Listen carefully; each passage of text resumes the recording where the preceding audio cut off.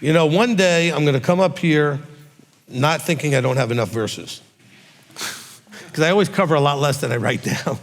But I'm always thinking, what if I cover all that? I didn't even cover a third of it. That's okay. Anyway, but it worked out perfectly. Okay, so that being said, this is the Afterburn. So this is your comments or questions or anything that you have thoughts about what we just covered. You can come up and share them. Okay, and Brianna is going to start us off. I tend to get stuck on one thing that you said the whole time, but that's okay.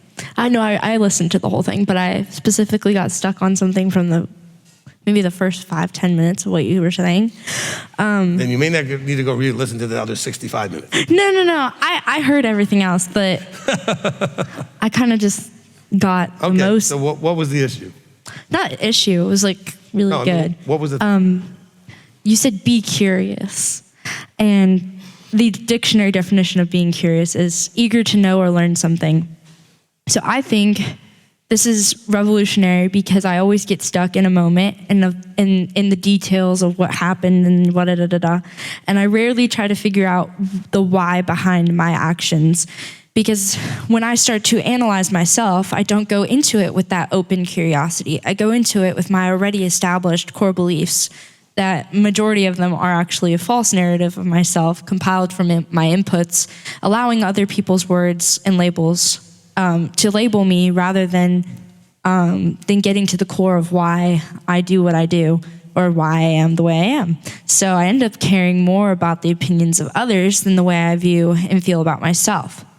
So when you say that, are you saying to truly repent for your actions, this previous way of thinking and reacting is hindering the process and will stand in the way of repentance? Yes. You put that together properly, okay? And again, I want you to hear what she was saying from the point of view of this. You can be so in the moment, emotionally, in the experience, that it's hard to break out and look at the moment as an observer, as opposed to just being the participant. And so all of that other stuff is very loud noise, hard to think through, because you got all these feelings. I'm feeling terrible, I don't like this, I'm in pain, I'm upset, I'm angry, I'm this. All these negative emotions, they scream so loud, it's hard to sit back and go, whoa, but why do we feel that way? Why am I responding that way? Why am I reacting that way, right? Because you gotta remember, as I've always said, emotion is a very powerful aspect of you. It's more powerful than almost anything else. And so if you want to think through an emotion, you have to find a way to calm down the emotion or detach yourself from it in order to observe it, okay? So that's what she's talking about. I just want to kind of reword that so you can understand where the struggle comes, all right? So, if we're doing something like Myers-Briggs, it's the F or feeling function makes it hard to think if the F is just triggered, okay? So that's the feelings. And I've taught you that in other ways over the years, is that, feelings are stronger than thoughts. And so if we can't get the feelings under control, it's very hard to think. And so I want you to be curious, but it's gonna be hard to do that until you calm down the feelings or find a way to disconnect from them for a few seconds to say, okay, I'm all upset, but hold on, let me just step outside of that for a minute and think about why I'm upset. What really triggered this? What really is underneath all this? Excellent job, darling. That's my daughter, I'm proud of her. All right, Janet.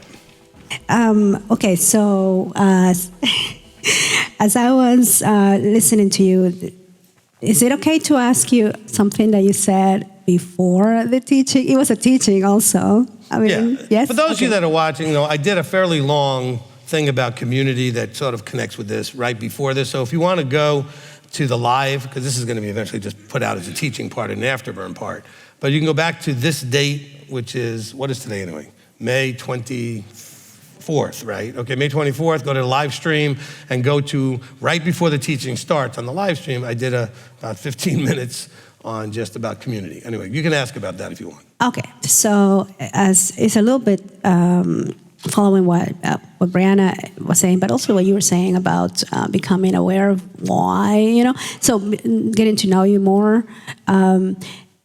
It may be a little bit of coming out from my little bit of white personality, But when I see people that I care about having a struggle, it affects me a little bit, you know? I mean, it's not like a lot, like I'm not thinking about it all the time, but, you know, and what I do is I will just pray, you know, pray and let it go. But I was wondering if there is a belief that I'm having there that is incorrect, that which is why I'm, you know, or if it's part of like normal life. I mean, like, you know, you have friends or family members, whatever, that you love, and obviously you notice that they're not doing very well, not with themselves, but within other relationships. And so is it coming out of a place of being an empath? Or I was wondering about that. You know, is it wrong? Is it far off? Should I just let people and let them without me? All right, so look, we have to have our boundaries of understanding where we should or shouldn't involve ourselves, okay? Now, on the one hand, you may have a way of connecting with how people are feeling and what they're going through, or noticing and just recognizing it's not necessarily empathic. You just observe and see that there's a relationship problem that people are having. So it doesn't take an empathic strength there to do that. I mean, I can just observe and see, oh wow, you and your sister don't get along very well, or you and your mother, you and your whoever, the family members, and it's not me involved, but watching people struggle. But it's not mine to get involved if they don't want me to, okay? I mean, you could possibly say, hey, look, I noticed you and so are having challenges. I don't know, can I be of help of any way? If not, it's okay. I don't want to stick my nose where it doesn't belong, right? So try not to, because sticking your nose where it doesn't belong gets it whacked. Yeah, I guess right? That was really the question, Rob, because I never do, but it's how I feel, and that's where I was going. Well, like, is there a belief that I'm having? Because I really don't get involved, but is that feeling maybe attached to a belief, like you were talking about, like with Catherine, you know, like the example that you were giving? And I don't know if it's connected to a belief. It has to do with, well, I guess it might have to do with how you believe relationships should be or people should behave. So it could be something like that. But if we're going to use sort of the letters from the cognitive functions, it's kind of an FE disconnected thing, an external feeling thing where you're sensitive to how other people are feeling, especially if it matches up with how you feel, okay? And there's some sort of a connection that's going on there. But we tend to evaluate whatever we see. Is this right? Is this wrong? Is this good? Is this bad? Whatever, we evaluate it. We do it either through emotions or through thoughts or whatever. But the thing is, we're evaluating it. But then we also have to decide, I observe this, but do I need to get involved in it at all? Okay? If you are just having thoughts about it, it's easier to not get involved. If you're having feelings about it, you might feel more compelled to get involved because it may bother you to see them behaving that way, see them struggling that way. So then you may want to insert yourself because of what you see them doing. Does that make sense? All right, so then you may choose to get more involved. right. Okay, so it's more about, you know, what you believe about relationships, and especially if you know, for example, two family members and what you know about them, and you think, well, they really need to fix this. Well, they don't need to, but in your opinion, they do. And so that belief may change your decision or affect your decision to get involved or not because of how you feel. Okay. All right? Always watch the feeling. Yeah. Well, because some people have a belief that, hey, all family members need to be close. Somebody might have a family picture like it's okay if people are not that close, as long as they treat each other respectfully, whatever. It depends on how you were raised and what you came up with through your experience of growing up. And so if you have a feeling or belief connected to a feeling of, my family needs to all be talking to each other and close, then you might feel compelled to get involved if they're not, as opposed to recognizing that's not me to push. It's not my job, right? Thank you, Rabbi. So before, so at some point, I don't know exactly when, but at some point you were talking about, like there was almost like two groups of people, like when you were talking about doing the hard work, like that's what we're supposed to be doing, right? Doing our transformation process, working through our the things that don't look like him, and change. And then you were saying, but some people will just not. But I don't want it just to come across as I was saying something about heart work. Okay. Okay? Because it's about work. Now, if your heart's not in the direction that the physical body wants to do something, so your heart has to be aligned with your actions. But heart work is not just heart work. It has to lead to something. Okay? It has to be expressed in the three-dimensional world in some sort of action. Heart work sounds I'm just going to be dealing with something internal. But it's only, the heart work has a goal of an external fruit, okay? So I just want to make sure that, yes, I talk about heart work, but that heart work has to manifest as an external fruit. That's the point of the internal, is to manifest externally, okay? But the external is going to always be a reflection of the internal. So if the external is not producing good fruit, the internal has to be worked on, okay? Yes, thank you. So at some point you say, well, some people were just not going to do that, right? So, and obviously I see that too with the people that I get to help. So what makes the difference between the two groups? Like why some people will choose not to change and other people will choose to change? All right. Again, it would be something I'd have to personally be involved to get the exact answer, but really it's the simple thing of, for whatever reason, one wants to, the other doesn't want to. I mean, but as to why do they want to, why don't they want to, there may be something fixable underneath all that. Okay, there may be a fear. Well, if I do this, I'm gonna lose something else, so that's why I don't wanna do it. Okay, or I wanna do it because I want the fruit that it's gonna be. So I'm now driven, and I know that there may be some price to pay for that, but I still want it. All right, so it starts with a desire.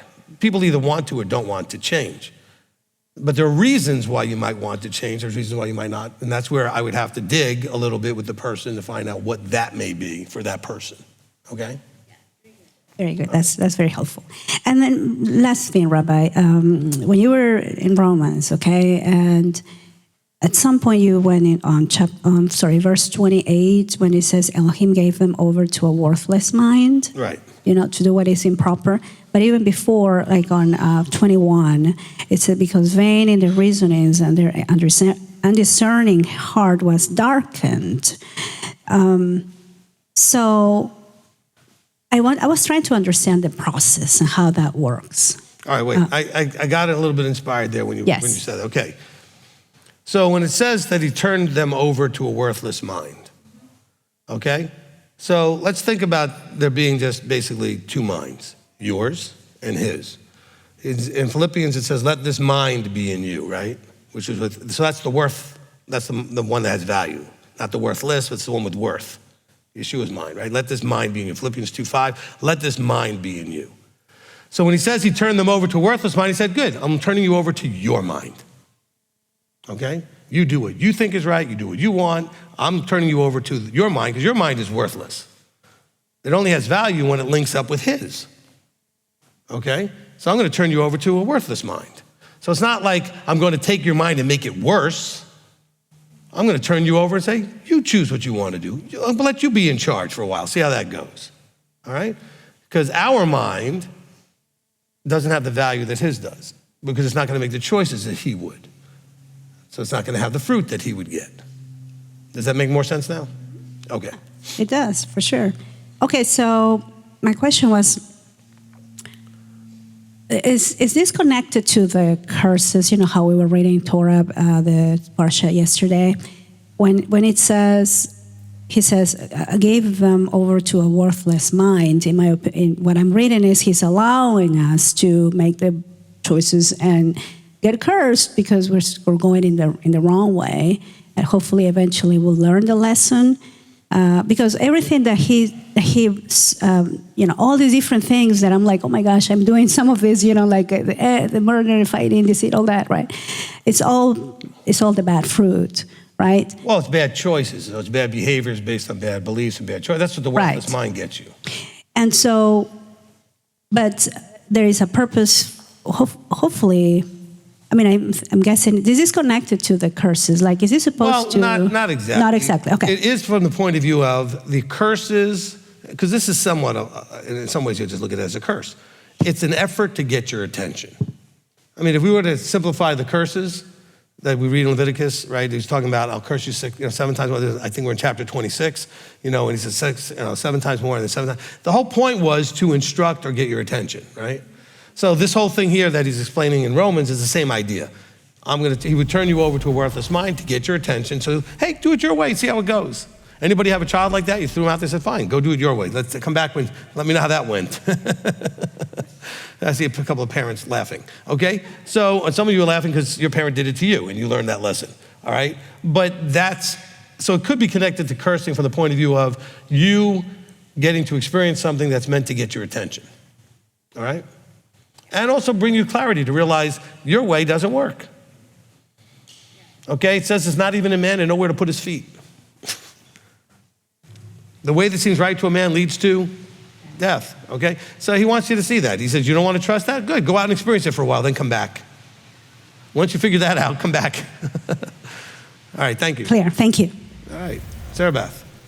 Since you said we could talk about things from right before the teaching, a couple key words. You talked about the wheat and the tares. You talked about a forever community.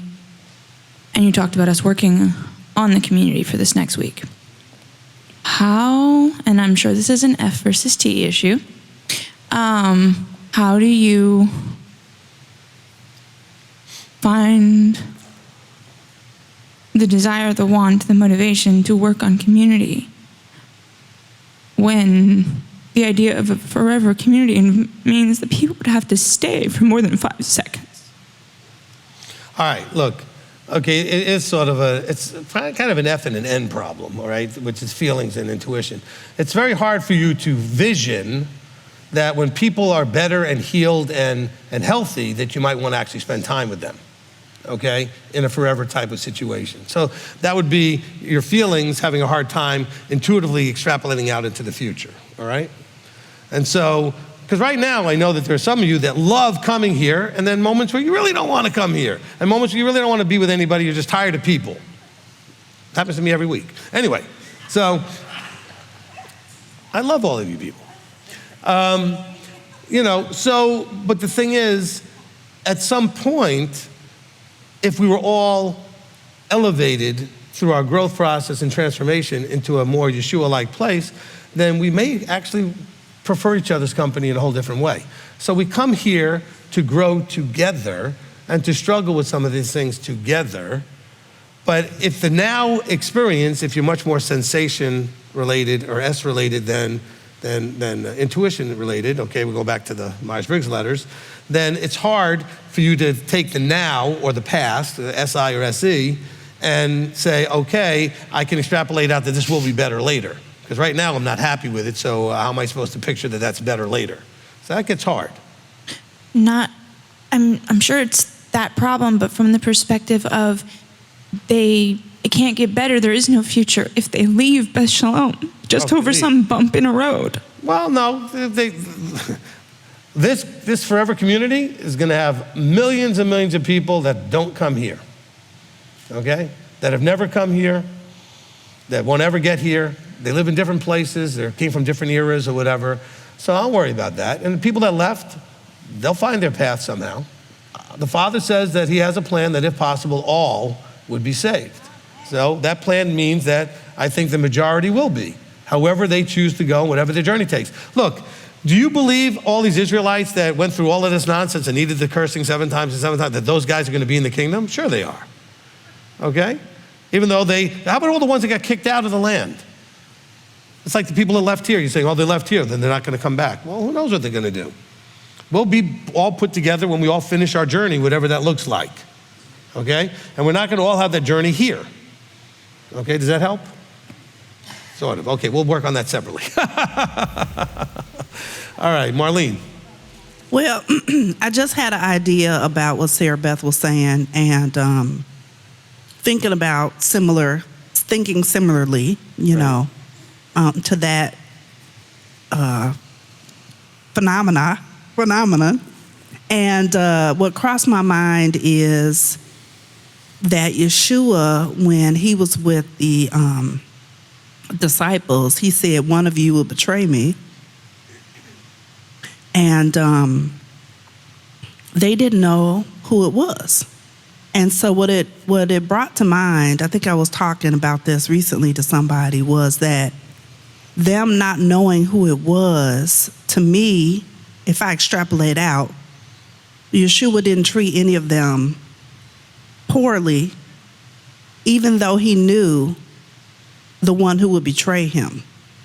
So he was loving to all of them. He washed the person's feet that was going to betray him. So what it makes me think of is when we are secure in ourselves and are balanced emotionally and everything, and have the mind of Yeshua in us, then we can keep loving people even though we know somebody's going to betray us or whatever it is, and just keep on, keeping on, because it is the plan that Yahweh has. We don't know, and even Yeshua knew, Right. and he was okay with the plan of Yahweh. You know what I'm saying? Right. And he probably felt a little compassion for, not a little, but I'm sure he felt compassion toward Judas, as he knew he was going to take his own life. Right.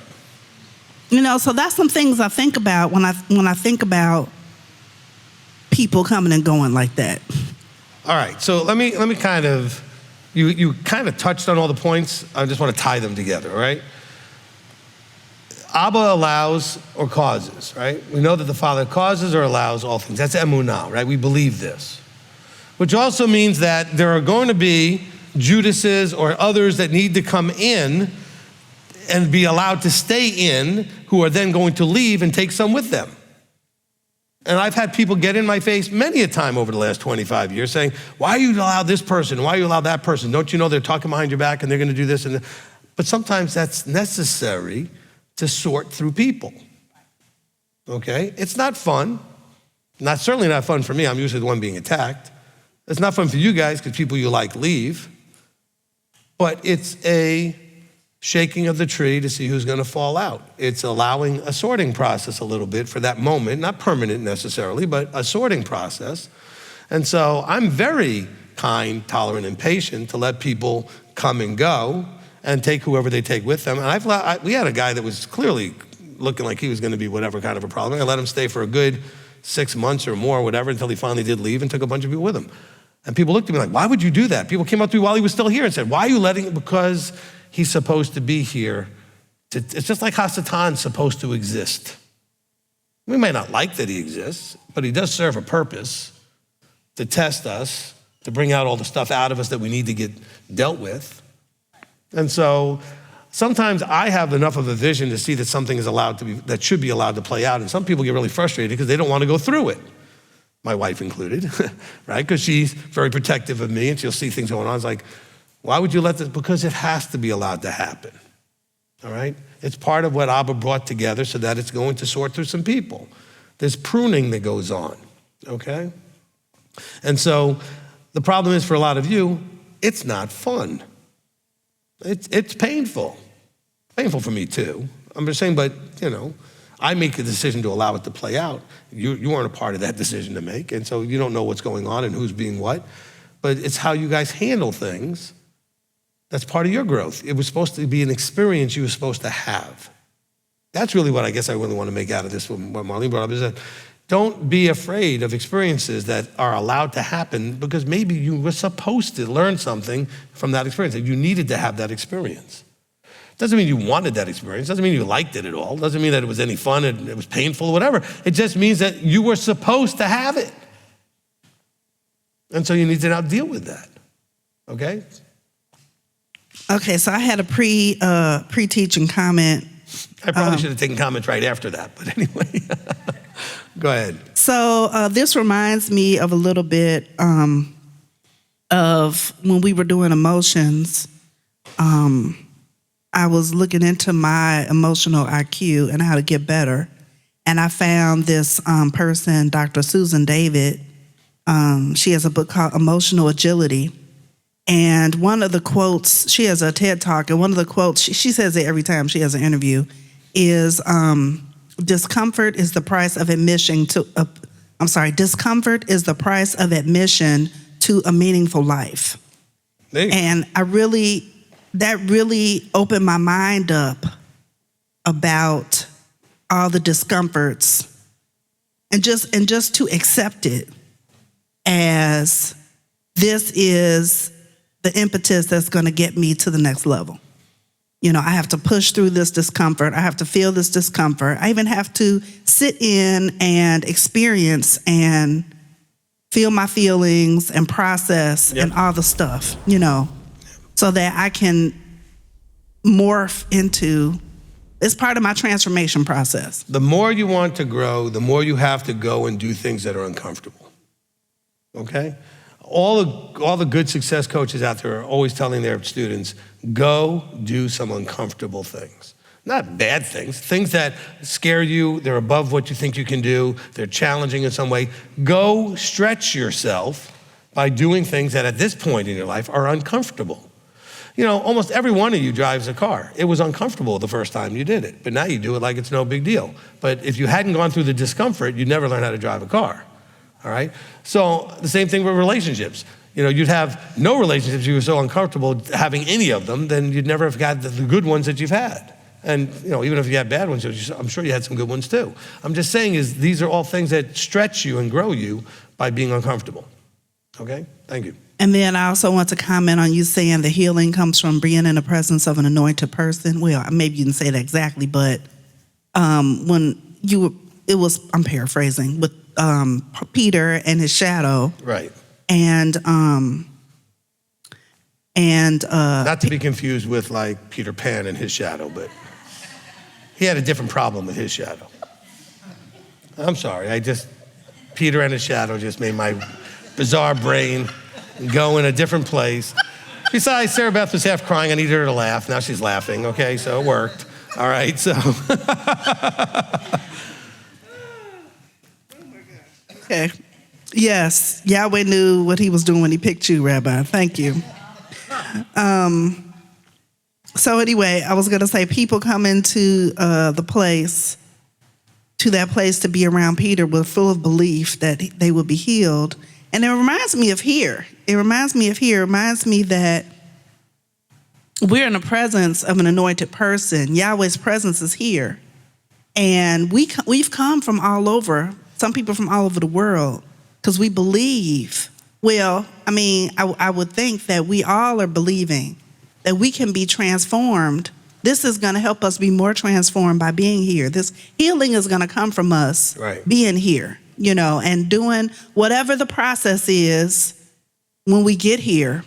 You know, it's more intense in person, you know, because we can, you know, turn down the volume and we don't have to be there at the right time when it's on live stream, you know. So, you know, being here in the presence and then being around the people and rubbing shoulders. Yeah, and the pause button doesn't work in the room here.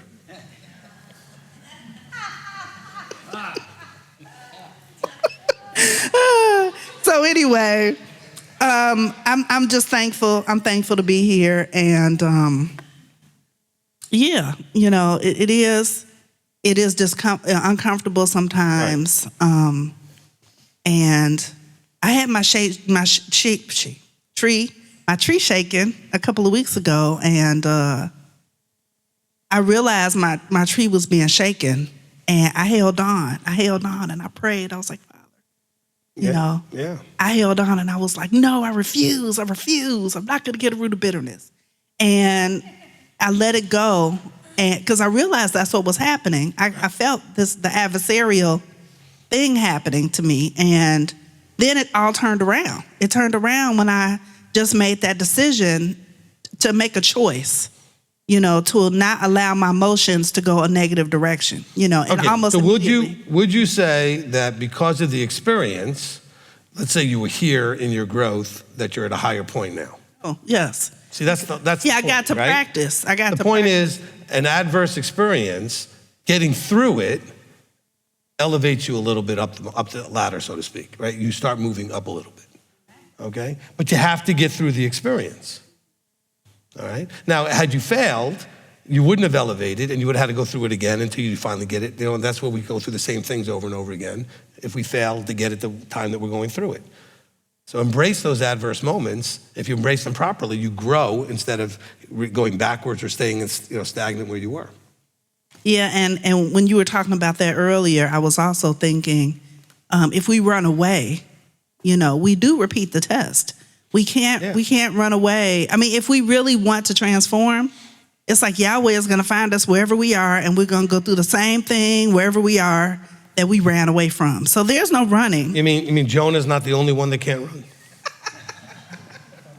It's like we're all Jonah. Even we got a message for ourselves. We got a message for ourselves, and we're not going to escape. You can't run. Awesome. Appreciate that. All right.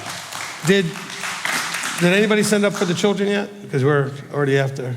Go ahead, John. We'll try to squeeze in one or two.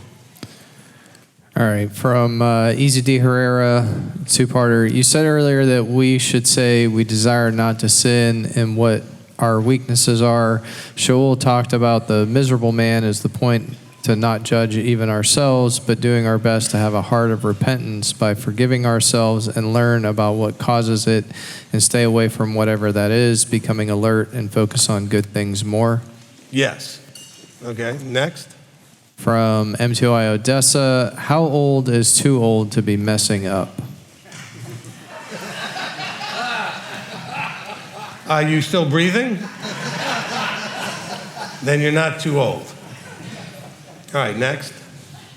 From First Love, I have this great emotionality problem. Is there a set of questions to ask oneself to understand what is causing a person to become so emotional? Look, I think you should be doing, I've taught this before, you should become an expert in your problems. So one of the problems is in dealing with your struggles is that you have to understand yourself in general. So understanding yourself, a lot of that comes from your personality. So I would do things to learn and understand what drives you, how you handle information, and how you deal with things through things like thinking and emotion, etc. And so we've done one. I'm going to set you guys on a path of another one. Most of you have heard me talk about it, after you're all done it yourselves. But we've been doing things with the color code, which is red, yellow, white, and blue. And you can go to colorcode.com, whatever, and you can learn those personality styles. You can do, this is the Enneagram out there. There's the Myers-Briggs, there's Socionics. There's a million of them out there, okay, that you can be doing that teaches you about you. I want you to be a student of you, okay? Because you're not going to improve you as effectively as you really could if you don't even understand yourself, all right? You'd like to improve, and you are improving probably to some degree. You could speed that process up tremendously if you understood yourself better, because then you'd know how to approach yourself, okay? So we have taught and we've been teaching things about the color code. We did that in a couple of feasts. You can go back to some up to the challenge teachings I did during the feasts. I think you can look them up somehow on our website. But then I will be teaching some things with cognitive functions, which is the Myers-Briggs type of doing things at Sukkot. So we'll be dealing with this a lot more at Sukkot. All right, I think that will cover it. Do you have anything else looking super pressing? I think this one would be quick. From Edwin and Karma, with the reason why we don't get blessed because we are judging and then the smacking and not receiving the abundance he promises, how can we break that judge in us? All right. So I think you expressed the first part correctly. The last part is how can we do this? How can we break the judge in us? Everything starts with the OLA.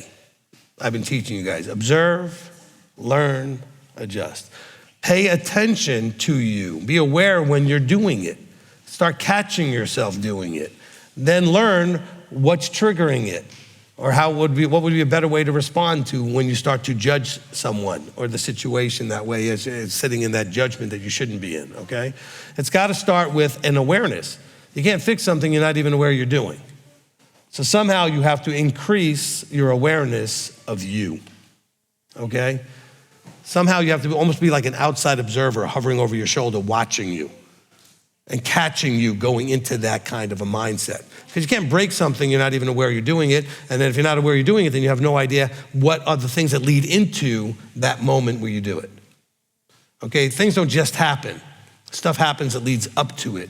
And you start to recognize a pattern of things that lead up to it, you can then start to mess with those things so that they're not causing you to end up in that place. You can now reset some of those things, okay? Disrupt the pattern, all right? All right, excellent.